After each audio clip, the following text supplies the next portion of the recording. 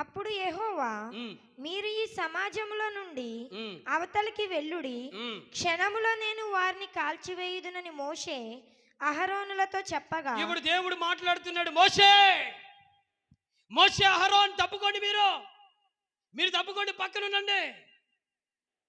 వాళ్ళు చేసే తనము నా కంటి దృష్టికి ఏం కనబడుతుందంట?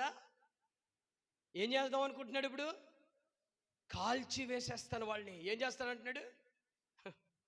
పాత నిబంధన దేవుడే కానీ ఇప్పుడు ఉంటే ఒక్కొక్కడికి చర్మం ఊడిపోతును. పాపం యేసు ప్రభు వారు ప్రేమ, శాంతి, జాలి, దయ అని చెప్తున్నాడు కదా. మనం ఏం చేసినా పర్వాలేదు అనుకుంటున్నాం. అంతేనా? అంతేనే కదా. మనం ఏం మాట్లాడినా, మనం ఎలా నడుచుకున్నా, మనం ఎలాగున్నా పెద్ద ప్రాబ్లం ఏమీ లేదు. ఎందుకంటే మనకి వెంటనే రెస్పాన్స్ రావట్లేదు కదా. దానికే కదా మనం విర్రవీగేది.